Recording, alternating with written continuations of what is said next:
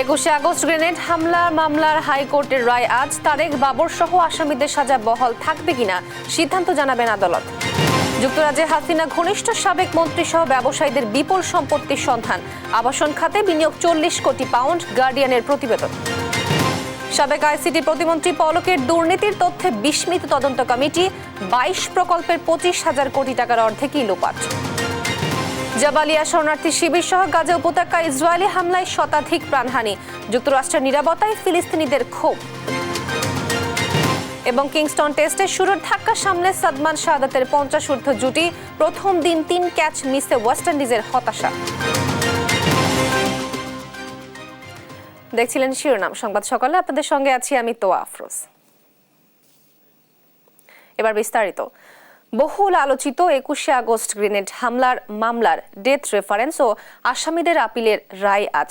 জানা যাবে বিচারিক আদালতে দেওয়া তারেক বাবর সহ আসামিদের সাজা বহাল থাকবে কিনা। বিচারপতি A.K.M. আসাদুজ্জামান ও বিচারপতি সৈয়দ এনায়েত হোসেনের হাইকোর্ট বেঞ্চ এ রায় ঘোষণা করবেন। সাবিনা মজুমদারের রিপোর্ট।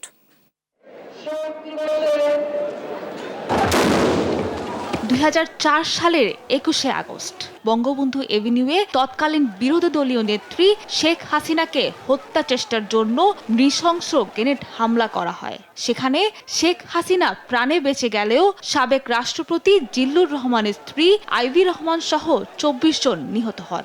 আহত হন দলের 3 শতাধিক নেতাকর্মী।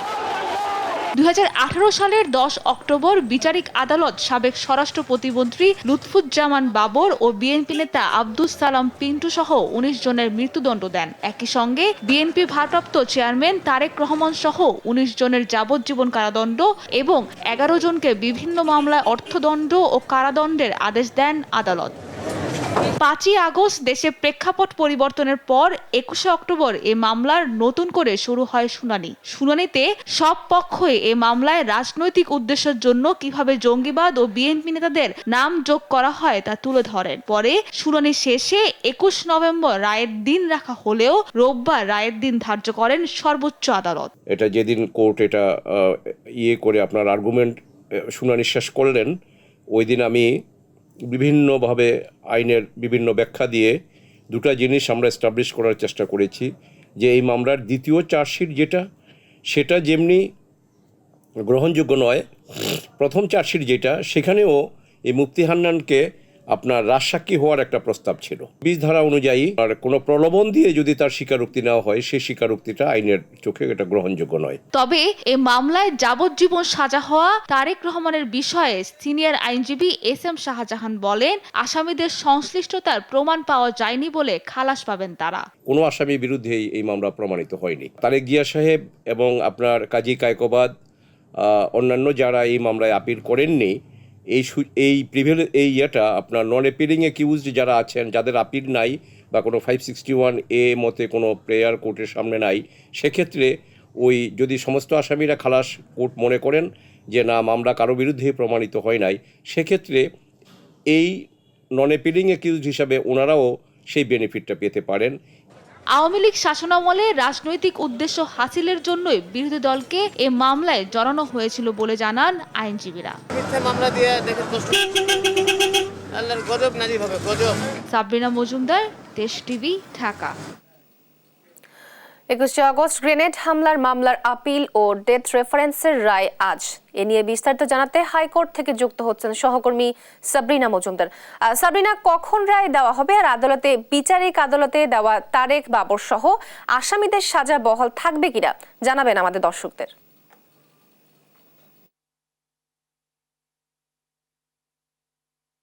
তোয়া, আজকে ওই দিন যেদিন হচ্ছে বহুল আলোচিত যে 21 আগস্ট গ্রেনেড হামলা হয়েছিল 2004 সালে, সেটির মামলার রায় হচ্ছে আজকে হবে। এবং ইতোমধ্যে যখন বাংলাদেশের 5 আগস্টের পর প্রেক্ষাপট পরিবর্তন হয়ে যায়, তখন এটির কিন্তু পেপার বুক শুনানি শুরু হয়। এরপর শুনানির পর হচ্ছে বিভিন্ন পক্ষ হচ্ছে শুনানি করে আসামিদের পক্ষ থেকে, এবং এরপরই আদালত 21 নভেম্বর সেটিকে লিস্টে রাখলেও আজকে হচ্ছে সেই দিন যেদিন হচ্ছে আদালত হচ্ছে রায় দিবেন, এবং এটি হচ্ছে 54 এবং 55 নম্বর কজ লিস্টে নাম্বারে আছে, অর্থাৎ 10:30টার দিকেই হচ্ছে এটির শুনানি শুরু হওয়ার কথা।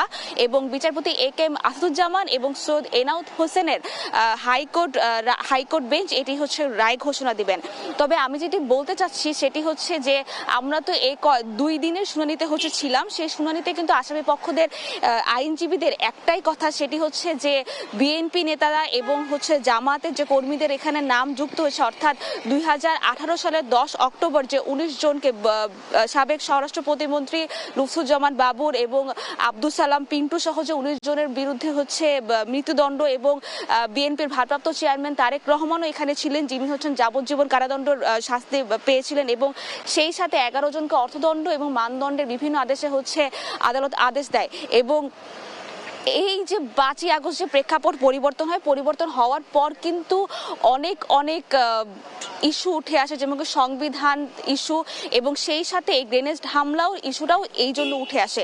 এবং আজ হচ্ছে দেখা যাবে যে কালকে যখন আমরা আসামি পক্ষের আইনজীবীদের সাথে কথা বলেছি, অর্থাৎ শিশির মনির এবং হচ্ছে SM শাহজাহান, তারা যেটি বলেছেন যে এখানে যে আসামিরা যুক্ত রয়েছেন 21 আগস্ট গ্রেনেড হামলার সাথে যাদের যুক্ত রেখেছেন, তারা কোনোভাবেই আসলে কোনো ক্রমেই হচ্ছে আসামিদের কোনো ধরনের এর সাথে সম্পৃক্ততা সংযুক্ত হয়নি। তো এর আরেকটু যদি জানাতে চাই যে 21 আগস্ট যখন গ্রেনেড হামলা হয়, এরপরে কিন্তু বিভিন্ন রাজনৈতিক বিশ্লেষকরা বিভিন্নভাবে এটির হচ্ছে ব্যাখ্যা দিয়ে থাকেন। বিভিন্ন রাজনৈতিক বিশ্লেষক এটাও বলেছেন যে, এবং বিচারিক আদালতে এটি বলা হয়েছে যে আওয়ামী লীগ নেতাকর্মীদের হচ্ছে নেতৃত্ব শূন্য করার জন্য আসলে এই ঘটনাটি ঘটানো হয়েছিল। এবং তাদেরকে আসলে আজকে জানা যাবে যে আসলে এই ঘটনার সাথে আসলে বিএনপি নেতাকর্মী বা যাদের সাজা হয়েছিল তাদের সাজা কি বহাল থাকে নাকি তাদেরকে খালাস দেওয়া হয়। তো একটু পরেই আমরা আপনাকে জানাতে পারবো। তো এই ছিল সর্বশেষ খবর হাইকোর্ট থেকে। আপনাকে ধন্যবাদ সাবরিনা। হাইকোর্ট প্রাঙ্গণ থেকে যুক্ত ছিলেন আমাদের সহকর্মী সাবরিনা মজুমদার। একের পর এক বেরিয়ে আসছে সাবেক আইসিটি প্রতিমন্ত্রী জুনায়েদ আহমেদের পলকের দুর্নীতির চিত্র। সবশেষ এ খাতের 22 প্রকল্পের 25,000 কোটি টাকার অর্ধেকেই লুটপাটের তথ্য পেয়েছে তদন্ত কমিটি। সংশ্লিষ্টদের দাবি 22 প্রকল্পের প্রতিটির সঙ্গে সরাসরি যোগাযোগ রাখতেন প্রতিমন্ত্রী। তার নির্দেশের বাইরে কোনো প্রকল্পের টাকা হাতছাড়া হতো না। প্রকল্প পরিচালকদের নিয়মিত হাজিরা দিতে হতো প্রতিমন্ত্রীর দপ্তরে। আরো জানাচ্ছেন সজল বিশ্বাস। কথাই বলে পাপ বাপকেও ছাড়ে না, চুরি করলে জেলে ঢুকতেই হবে। তারই প্রমাণ আইসিটি খাতের অন্যতম মাফিয়া সাবেক তথ্য ও যোগাযোগ প্রযুক্তি প্রতিমন্ত্রী জুনায়েদ আহমেদ পলক। ক্ষমতার অপব্যবহার করে ধরা পড়ার পর বারবার জনসম্মুখে ক্ষমা চাইছেন তিনি। আর তার অপকর্মে সবকিছুই জানতেন শেখ হাসিনার পুত্র এবং আইসিটি উপদেষ্টা সজীব ওয়াজেদ জয়। তথ্য ও প্রযুক্তি খাতের 22 প্রকল্পের 25,000 কোটি টাকার অর্ধেকই লুটপাট হয়েছে। এই চিত্র দেখে বিস্মিত তদন্ত কমিটি। আর এসব লুটপাট হয়েছে সাবেক আইসিটি প্রতিমন্ত্রী জুনায়েদ আহমেদ পলকের নেতৃত্বে। তদন্ত কমিটি জানিয়েছে প্রায় প্রতিটি প্রকল্পে পাওয়া গেছে লুটপাটের চিত্র। কেনাকাটা হয়েছে আকাশচুম্বী দামে, খরচও হয়েছে বেসুরগাম। কোন চাটুরিতে কত টাকা লোপাট হয়েছে এখন সে হিসাব করছে তদন্ত কমিটি। শিগগিরই জমা হবে চূড়ান্ত রিপোর্ট। তদন্তে টাকার কোনো হদিশ মিলছে না। 22 প্রকল্পের প্রতিটির সঙ্গে সরাসরি যোগাযোগ রাখতেন প্রতিমন্ত্রী। তার নির্দেশের বাইরে প্রকল্পের কোনো টাকা ছাড় হতো না। প্রকল্প পরিচালকদের নিয়মিত হাজিরা দিতে হতো প্রতিমন্ত্রীর দপ্তরে। সেখানে রুদ্ধদ্বার বৈঠকে কোনো তথ্যই প্রকাশের সুযোগ ছিল না। কিন্তু 5 আগস্ট পট পরিবর্তনের পর বেরিয়ে আসতে থাকে থলের বিড়াল। আইসিটি খাতে বিগত আওয়ামী লীগ সরকারের আমলে নেওয়া হয়েছিল 22টি প্রকল্প। এর মধ্যে 19,000 কোটি টাকার 16টি প্রকল্প বাস্তবায়ন করে তথ্য যোগাযোগ প্রযুক্তি অধিদপ্তর। আর 5,500 কোটি টাকার 6টি প্রকল্প বাস্তবায়ন করে বাংলাদেশ কম্পিউটার কাউন্সিল। অনুসন্ধানে জানা যায় 22 প্রকল্পের বেশিরভাগ নেওয়া হয় 2016 সালে, যার কয়েকটি প্রকল্পের মেয়াদ 2027 সাল পর্যন্ত। আবার কয়েকটি প্রকল্পে বরাদ্দের পরিমাণ কয়েক ধাপে বাড়ানো হয়। প্রতিটি প্রকল্প নেওয়া হয়েছে সরকারের নীতি নির্ধারকদের সিদ্ধান্তে। লুটপাটের জন্য এসব প্রকল্পের সরঞ্জাম সরবরাহের কাজ দেয়া হতো পছন্দের প্রতিষ্ঠানকে। দুর্নীতির জন্য তদন্তের মধ্যে থাকা প্রকল্পগুলোর অন্যতম হল ৩৩০ কোটি টাকার মোবাইল গেমস ও অ্যাপ্লিকেশন দক্ষতা উন্নয়ন শীর্ষক প্রকল্প, ৮৫৫ কোটি টাকার অ্যাসপায়ার টু ইনোভেট প্রকল্প, ২৭ কোটি টাকার দীক্ষা দক্ষতা উন্নয়ন ও শিক্ষা অনলাইন প্রকল্প, ৪৪২ কোটি টাকার উদ্ভাবন ও উদ্যোক্তা উন্নয়ন একাডেমি প্রতিষ্ঠাকরণ প্রকল্প এবং ৩০ কোটি টাকার ডিজিটাল সিলেট সিটি শীর্ষক প্রকল্প। বিভিন্ন সংবাদ মাধ্যমে উঠে এসেছে পলক যুক্তরাষ্ট্রের নাগরিকত্ব নিয়েছেন এবং দ্বৈত নাগরিক হয়ে এমপি পদ নিয়ে সংবিধান লঙ্ঘন করেছেন তিনি। সজল বিশ্বাস, দেশ টিভি, ঢাকা।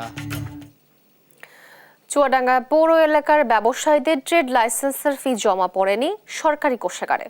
গত ৩ বছরে প্রায় ১০০০ খানেক লাইসেন্সধারীর বিপুল পরিমাণ অর্থে গরমিল দেখা দিয়েছে।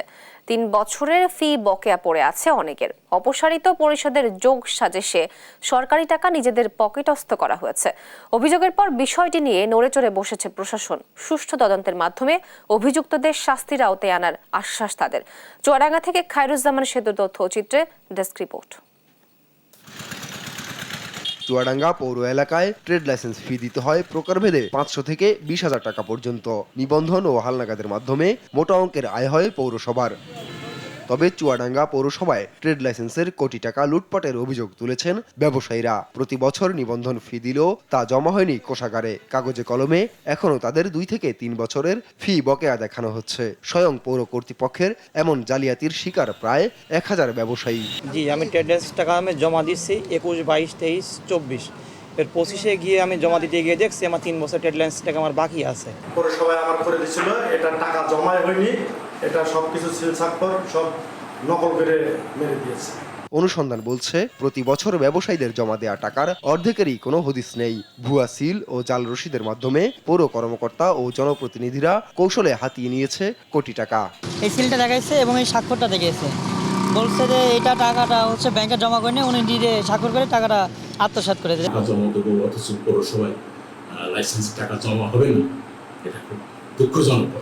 তবে ব্যবসায়ীদের এমন অভিযোগ অস্বীকার করছেন পৌরসভার ট্রেড লাইসেন্স শাখার এই কর্মকর্তা। এই ধরনের তো আশা করি হবে না, বুঝতে পেরেছেন? এই ধরনের তো আশা করি হওয়ার কথা না, এই অভিযোগ তো সত্য নাই। বিষয়টি জানাজানির পর নড়েচড়ে বসেছে প্রশাসক। যদিও এ নিয়ে মুখ খুলতে চায়নি দায়িত্বপ্রাপ্ত কেউ। তবে তদন্তের মাধ্যমে জড়িতদের শাস্তির আওতায় আনার আশ্বাস দিয়েছেন জেলা প্রশাসক। বিষয়টা আপনাদের কাছ থেকেও শুনেছি এবং চুয়াডাঙ্গা পৌরসভার প্রশাসকের সাথে আলাপ করেছি। এই ধরনের একটা অভিযোগ পেয়েছে, বিষয়টা সে তদন্ত করতেছে এবং আমি পরামর্শ দিয়েছি যাতে দ্রুত তদন্ত শেষ করে যাতে বিধি মোতাবেক ব্যবস্থা নেওয়া হয়, দৃষ্টান্তমূলক শাস্তি যাতে দেওয়া হয়। চুয়াডাঙ্গা পৌরসভার আওতায় ট্রেড লাইসেন্সধারীর সংখ্যা প্রায় ৩,০০০, যা থেকে প্রতি বছর আয় হয় গড়ে ৫০ লাখ টাকার বেশি। টাকা আত্মসাৎকারীদের শিগগিরই বিচারের দাবি ব্যবসায়ীদের। নিউজ ডেস্ক, দেশ টিভি। সবজি কিনতে গিয়ে একদল বিক্ষুব্ধ জনতার তোপের মুখে পড়েন সাংবাদিক মুন্নি সাহা। পরিস্থিতি নিয়ন্ত্রণে আনতে ঘটনাস্থলে তেজগাঁও থানা পুলিশ উপস্থিত হয়ে উদ্ধার করে তাকে। পরে ডিবি হেফাজতে প্রেরণ করা হয়। ডিবি সূত্রে জানা যায় সাংবাদিক মুন্নি সাহার বিরুদ্ধে 4টি মামলা রয়েছে। সেসব মামলায় তাকে আত্মসমর্পণ করে কোর্ট থেকে জামিন নিতে হবে। এই পরিপ্রেক্ষিতে 497 ধারায় মাঝরাতে পরিবারের জিম্মায় ছেড়ে দেওয়া হয় মুন্নি সাহাকে। ফজলে আদিত্যের রিপোর্ট। শনিবার রাতে রাজধানীর কারওয়ান বাজারে 1 টাকার খবরের অফিস থেকে বের হয়ে সবজি কিনতে যান মুন্নি সাহা। সেখানে একদল বিক্ষুব্ধ জনতার তোপের মুখে পড়েন তিনি। এই সময় পরিস্থিতি নিয়ন্ত্রণে আনতে ঘটনাস্থলে উপস্থিত হয় তেজগাঁও থানা পুলিশ। পরে সাংবাদিক মুন্নি সাহাকে উদ্ধার করে পুলিশ। নিরাপত্তার কারণে তাকে ডিবি হেফাজতে নেওয়া হয়। ডিবি সূত্রে জানা যায় মুন্নি সাহার বিরুদ্ধে জুলাই আগস্ট ছাত্র জনতার আন্দোলনে একটি হত্যা মামলা সহ 4টি মামলা রয়েছে। পুলিশ স্বপ্রণোদিত হয়ে তাকে গ্রেফতার না করায় এবং তার বিরুদ্ধে থাকার মামলার প্রেক্ষিতে আদালতে হাজির হওয়ার সত্ত্বে ফৌজদারি কার্যবিধি 497 ধারা অনুযায়ী তাকে পরিবারের জিম্মায় হস্তান্তর করা হয়। এই বিষয়ে সাংবাদিক মুন্নি সাহার পরিবারের সাথে কথা বলার চেষ্টা করলে তারা রাজি হননি। আমরা জানি না তো, আমি কি বলবো, আমাদের দাঁড় করে রাখবেন আপনারা। আমি তো মিডিয়ার লোক, আমি তো মিডিয়ার লোক। ওটা গাড়িতে নিয়ে পৌঁছাই দেবে, এটা বলছি না। সেটা তো এই দেশ টিভির ছেলেটির নাম কি? আদিত্য। ফজলে আদিত্য, দেশ টিভি, ঢাকা। তত্ত্বাবধায়ক সরকার ব্যবস্থা ফেরাতে আপিল বিভাগে রিভিউ শুনানি 19 জানুয়ারি। বিএনপি ও জামায়াতের 1 মাস সময় আবেদনের পরিপ্রেক্ষিতে সর্বোচ্চ আদালতের এই সিদ্ধান্ত। রোববার প্রধান বিচারপতি ডক্টর সৈয়দ রেফাত আহমেদের নেতৃত্বাধীন 6 সদস্যের আপিল বিভাগ শুনানির এই দিন নতুন করে ধার্য করেন। এর আগে সকালে বিএনপির পক্ষে আইনজীবী জয়নুল আবেদিন 1 মাস সময় আবেদন করেন। এ সময় জামায়াতও এই বিষয়ে আদালতে আবেদন করেন। আপিল বিভাগ বলেন, এই মামলার সঙ্গে পঞ্চদশ সংশোধনীর মামলার কোনো সম্পর্ক আছে কিনা। এ সময় আপিল বিভাগ আরও জানান 19 জানুয়ারি এর শুনানি হবে। ওই দিন সময় চাইলেও আর দেওয়া হবে না। এর আগে 23 অক্টোবর তত্ত্বাবধায়ক সরকার ব্যবস্থা বাতিল সংক্রান্ত সংবিধানের 13শ সংশোধনী বাতিলের রায়ের বিরুদ্ধে বাংলাদেশ জামায়াতে ইসলামী রিভিউ আবেদন দায়ের করে এবং গত 16 অক্টোবর রিভিউ আবেদন করেন বিএনপি মহাসচিব মির্জা ফখরুল ইসলাম।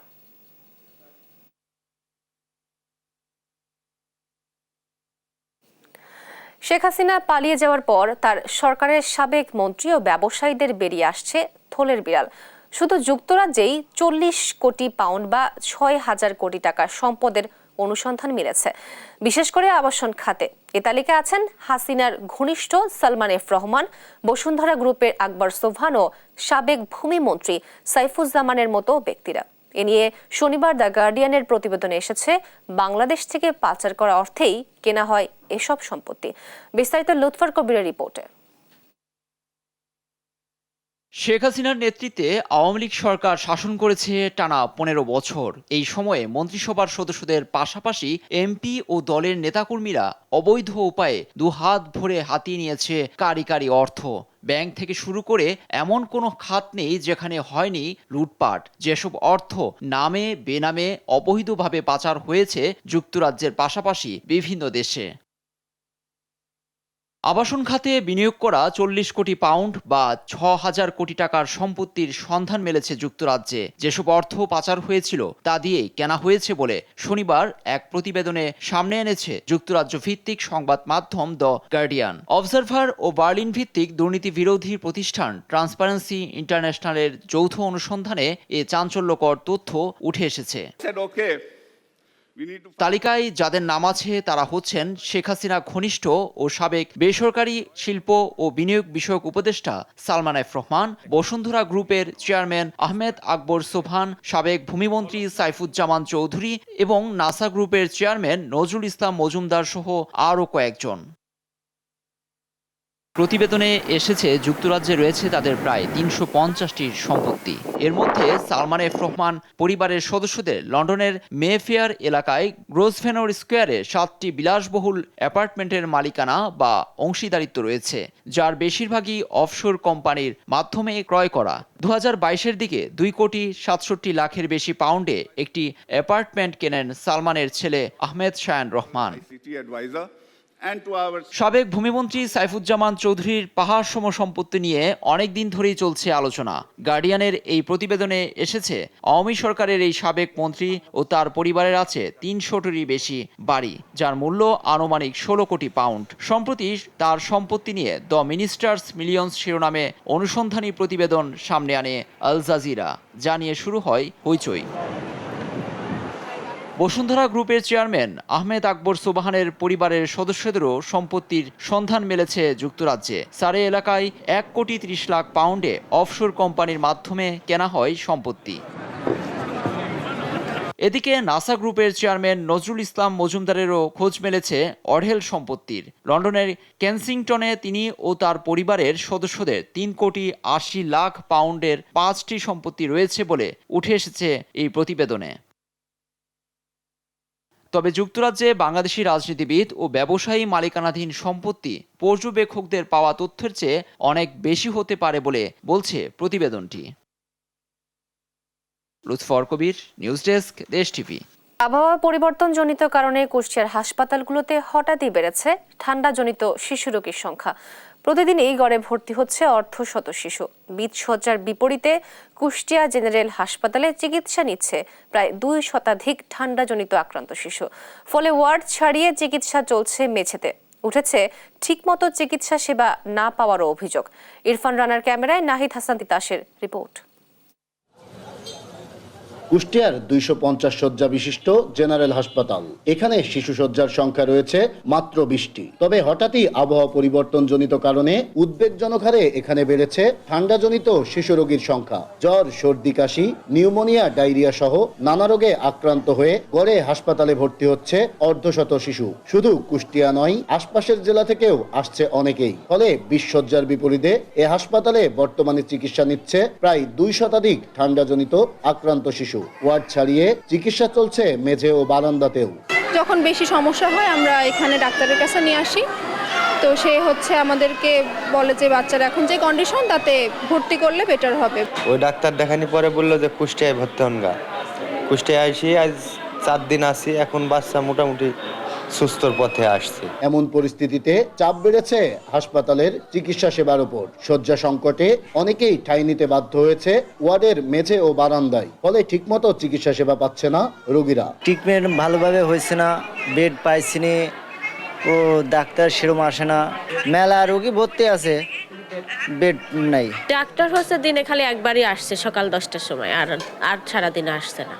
আর ওষুধ আমরা সব কিনাইলা। এদিকে রোগীর চাপ সামলাতে হিমশিম খাচ্ছেন চিকিৎসকরাও। তারপরও সাধ্যমতো সেবা দেওয়ার চেষ্টা করছেন তারা। অতিরিক্ত রোগীর চাপ কমাতে শয্যার সংখ্যা বৃদ্ধি সহ আতঙ্কিত না হয়ে শিশুদের বাড়তি যত্ন নেওয়ার পরামর্শ তাদের। বাচ্চারা যেহেতু মুখ দিয়ে নিঃশ্বাস নিতে পারে না, ওরা নাক বন্ধ হয়ে গেলে ওরা শ্বাসকষ্ট শুরু হয়ে যায়। এই জন্য হসপিটাল ম্যানেজমেন্ট বেশি লাগছে। আসলে আমাদের যে হাসপাতাল যে কাঠামোতে এখানে যে আমাদের বেড যতটা আছে তার চেয়ে প্রায় 20 গুণ রোগী আছে।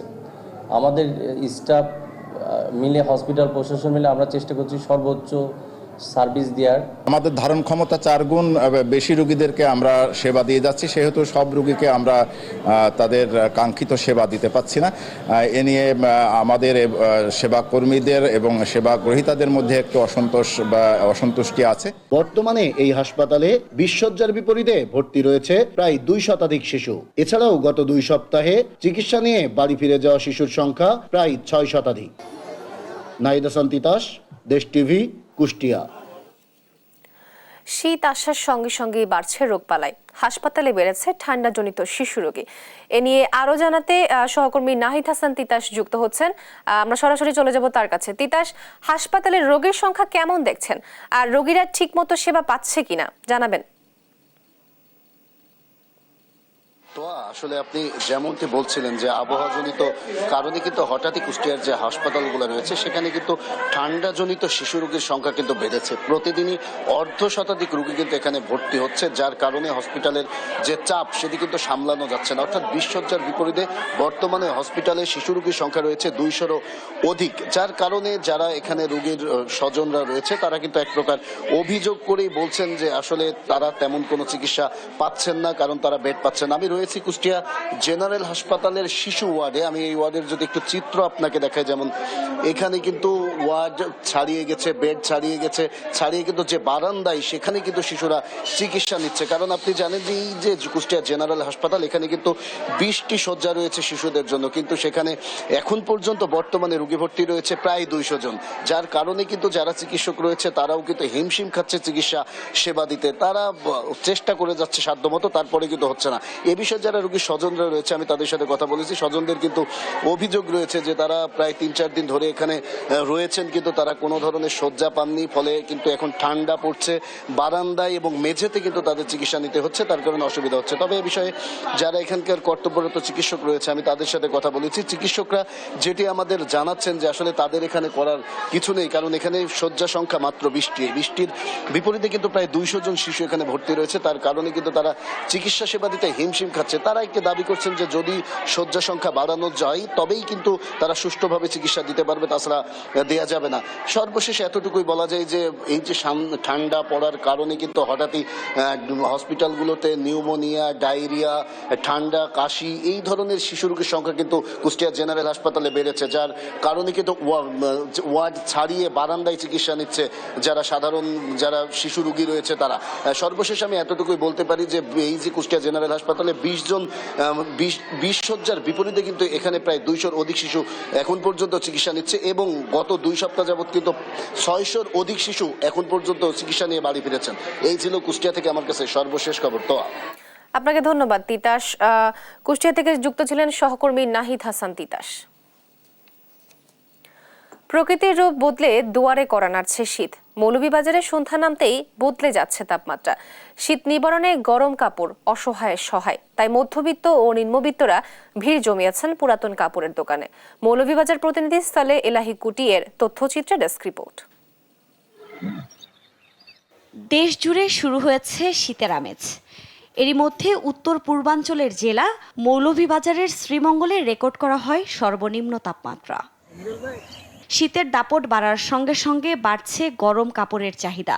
জমে উঠেছে আমদানিকৃত শীতের পুরনো পোশাকের অস্থায়ী দোকানগুলো। সব ধরনের শীত বস্ত্রই মিলছে এসব দোকানে, আর দাম নাগালে থাকায় ভিড় জমাচ্ছেন নিম্ন ও স্বল্প আয়ের মানুষ। এখানের যে কাপড় 50 টাকা পাওয়া যায়, বিভিন্ন মার্কেটে গেলে দেখা যায় যে 700 থেকে 800 টাকা লাগে। আমি এখান থেকে একটা কম্বল কিনছি, ঠিক আছে, তো আমি যদি কোনো দোকান থেকে কিনতাম অবশ্যই 3-4 হাজার টাকা গেল না। এখানে অনেক কম দামে কম্বলটা পাওয়া যায়। বিদেশি প্রোডাক্ট আমার কাছে লাগছে, খুব ভালো লাগছে আমার কাছে। এখানে কিন্তু অনেক স্বল্প মূল্যে মাল বিক্রয় হয়। 500 টাকা 1000 টাকার কাপড় কেন 50 টাকায় 100 টাকায়। আলহামদুলিল্লাহ মোটামুটি কেন যে অনেক গরিবরা আছে, তারা অনেক টাকা দিয়ে মার্কেট দিয়ে কাপড় লইতে পারে না, তো এখানে মোটামুটি সীমিত দামে কাপড় চোপড় মিলে অনেক গরিবের উপকার ওর কেন। শীত আইলে আমরা সবসময় কাপড় কিনি, আর দোকান চাইতে খুবই সস্তা কাপড় আর খুবই ভালো। ব্যবসায়ীরা বলছেন ডলারের দাম বাড়ায় কাপড় কিনতে হচ্ছে বাড়তি দামে, তাই সীমিত লাভেই বিক্রি করছেন শীতের পোশাক। যে গাড়িটা আমরা আনতাম 10,000-12,000 টাকা, এই গাড়িটা ওখানে আনা লাগতো 17,000-18,000 টাকা, কিন্তু আমরা আগের রেটে বেচে দিতেছি মাল। তো মোটামুটি মাল চলের ভালোই, তো লাভের সংখ্যাটা একটু কম আপনার, বুঝছেন নি, কিন্তু মাল চলের কিন্তু লাভ নাই, লাভ একবারে সীমিত। 30 টাকা থেকে শুরু করে 300 টাকার মধ্যেই তাইওয়ান, জাপান ও কোরিয়া থেকে আসা শীতের পোশাক কিনতে পারায় খুশি নিম্ন আয়ের মানুষ। নিউজ ডেস্ক, দেশ টিভি।